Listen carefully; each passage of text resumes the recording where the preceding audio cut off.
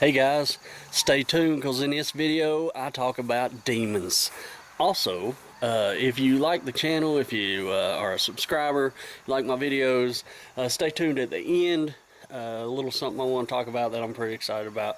And I'll see you guys then. Let's get to me, I guess. Yeah, let's get to me. Hey guys, Joe Stillwell, the Rebels Advocate, back for another video. Today we're going to talk about the Old Testament versus the New Testament. Actually just four things, four little questions. I want to talk about, really they're kind of questions I have, so if you're a Bible scholar watching this or smarter about it than I am, maybe you could comment and answer some of these questions for me. But it's just four things I want to go over. I wrote down. So I recently finished reading the Old Testament. Woo! Glad to be done with that. And I moved on to the New Testament, and I've read Matthew, Mark, Luke, and most of the way through John. And of course, this is, I've read the Bible before. But, this time reading through, there were some differences. I looked at it like some things that struck me differently this time that I noticed. So I wrote a few of them down today. I was like, maybe I'll just make a video about it. Because when I finished the Old Testament, I was like, should I make a video about the Old Testament? Just kind of a review. And I felt like if I did, it would kind of be a repeat of some videos I've done earlier. I know, like, when I did Joe Has the Wrong Idea About God. I did a lot of talking in that about the Old Testament. And so I really didn't want to go down that road. So as I just started on with the New Testament, I was like, maybe I could talk about, the difference, the style changed. It seemed like a lot of things changed. And so from what I gather, when the Old Testament ends, New Testament begins, there's like 400-year gap there in time. So what happened in those 400 years, what changed? And so here's the things I wrote down, and it's four things. The first one is miracles. And this is kind of just a nitpicky thing I'm doing, but the miracles seem to change. So for example, in the Old Testament, it seemed like when God did things, they were pretty extravagant. They were huge. You had like the parting of the Red Sea, and then even a lot of it wasn't so much miracles. It was just him doing things like flooding the entire earth, or killing all the firstborn, in Egypt, or whatever. It seemed like everything he did was massive. And then Jesus comes along in the New Testament, and he's still doing miracles, but they're different. They're on a smaller scale. I mean, they're just as big as far as how improbable they would be, but they're different. And I likened it to, in my mind, it was kind of like the difference between the Old Testament would be like, was it David Copperfield that made the Statue of Liberty disappear, or whoever that was, some huge magic trick, some huge illusion like that. And then the New Testament, you have Jesus, and it's more like close-up magic. It's like street magic. Like, ooh, rub out, heal the blind and put some dirt in his eyes. Or, he did some huge things too, like raise the dead, but a lot of it was like turn some water into wine, and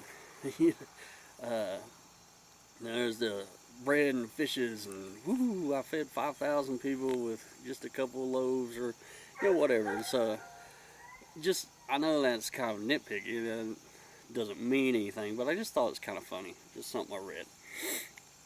Number two, I wrote down, God is suddenly less strict on the law.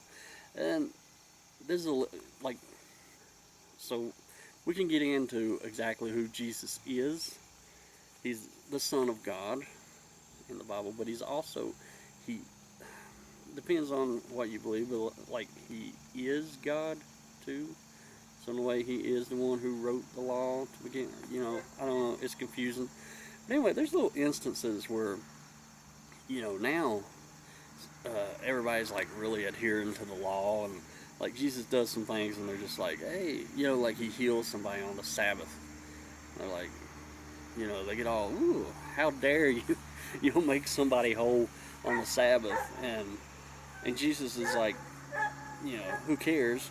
Which, I agree with Jesus, but he didn't seem like that in the Old Testament.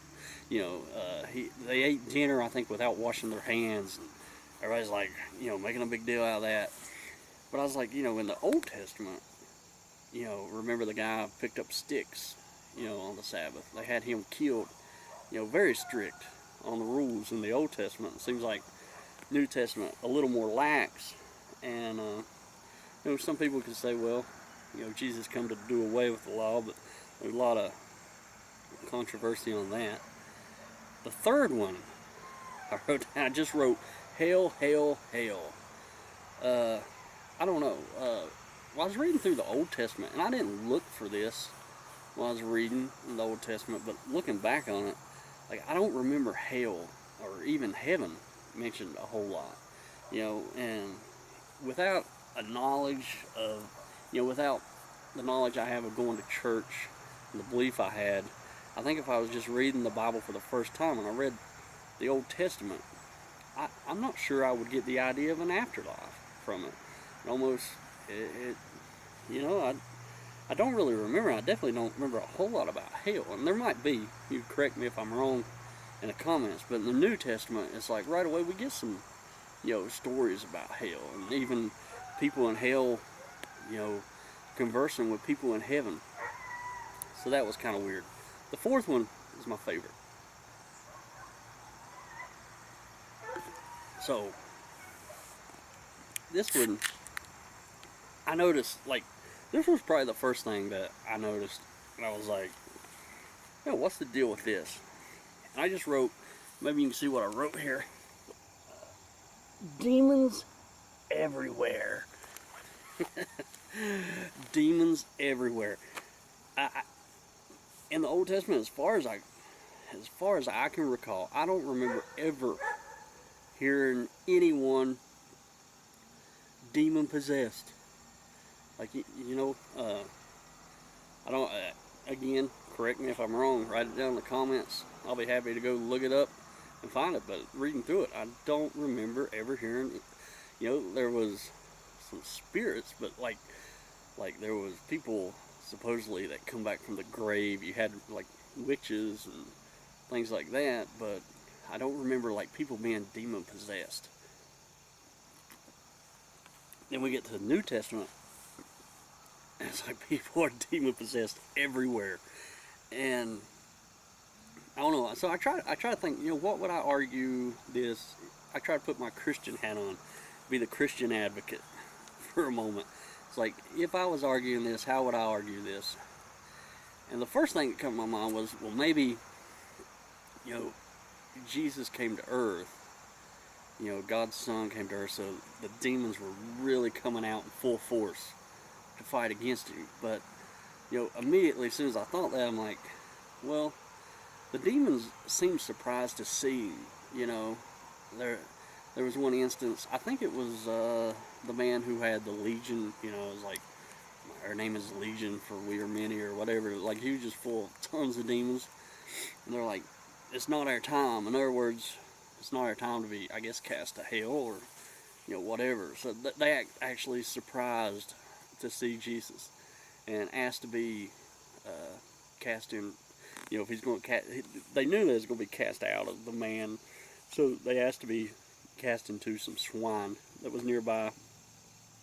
And then, I think if I remember correctly, they immediately ran over the cliff. So I don't know what happened after that, but just demons everywhere. And Jesus is casting out demons. He gave his disciples power to cast out demons. Except for, it seemed like there was one kind they couldn't cast out. And they asked why, and Jesus said this kind comes only by prayer and fasting. So, but yeah, the demon, what happened in 400 years that all of a sudden the world is just rampant with demons? These are just the demons that these guys are encountering. So, if they're encountering that many demons, there's got to be a ton of demon-possessed people. So it makes you wonder, also makes you, like in reality, like reading the Bible, it makes you wonder, and as a Christian, you wonder. As an atheist, it makes me wonder, how did these poor people that were having epileptic seizures or whatever, like that had to be really rough back in those days, you know. It's tough now, but that had to really suck back then when they laid hands on you and tried to cast the demons out of you. Also makes you wonder too, like, as if someone was having a seizure and you come upon them and you started, you know, praying to cast a demon out, you know. Most people have a seizure for so long and then they, you know, seizure doesn't last forever. So you think that, like, people were having a seizure, you come lay hands on them and they quit having a seizure and you're like, oh, I cast out a demon. I just now thought of that. That probably happened a lot. Probably still happens. Who knows? But yeah, those are the four differences, you know, that I've noticed right off just reading through the Gospels. And so that's been fun, by the way, reading the same story 4 times, you know, told just a little differently. As I go through the New Testament, maybe I'll make some more videos, you know, talking about different things as I come to them. I'd like to talk about, you know, Jesus being tempted, you know, before his death by Satan. That's a good story. And maybe talk about the crucifixion and everything. Thanks for watching my video. That's all for now. Real quick, I want to talk about, you know, I really enjoy making these videos. It's been a lot of fun.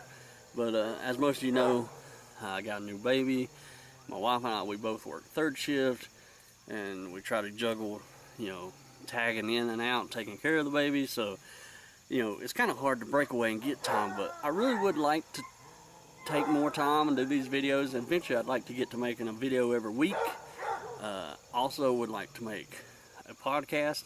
I really would like to do the podcast. So, you know, what I've done, I went and set up a Patreon page. And I have a very, you know, modest goal set up. And if I reach that goal, I think it's like $50 a month. If I hit that goal, I'm going to do a video every week. And then, you know, we have another goal set. If we hit that, then if there's another goal there, if we hit it, I'm going to make a podcast. And the podcast, it'll be a little different than these videos. It'll be a little more irreverent. I'll be, you know, I won't censor myself so much. So, but, and it'll be a lot more fun. I think I'll enjoy it. It'll be, you know, just unbridled, uncensored, anything goes. But we'll still be, even though we'll have fun and it'll be a little more irreverent, I'm still going to be trying to tackle, you know, important issues. Please ignore all these, my neighbor's dogs. And they cause me to lose complete track of mine. But it'll be a lot of fun.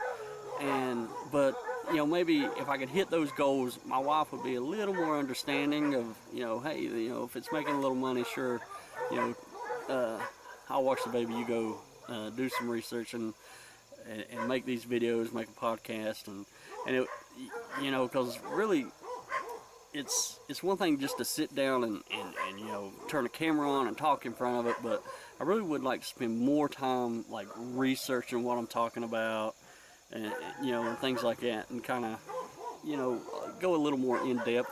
That's something I could definitely do with a podcast. And so if you'd like to support me, I would definitely appreciate that. And you can go to patreon.com / The Rebels Advocate. That's without an apostrophe. It's just patreon.com / The Rebels Advocate. And, you know, become a patron, and I would definitely appreciate it. And there'd be bonus material for patrons only, and you get a shout out on one of my videos. And I would just, you know, I'd be very grateful. And if not, I understand. I know a lot of people, you don't have the extra money, I get that, but, you know, for as little as, you know, a few dollars a month, $4, whatever a month, you know, it'd be greatly appreciated. So, anyway, that's it, and I'll see you the next time. Goodbye, guys.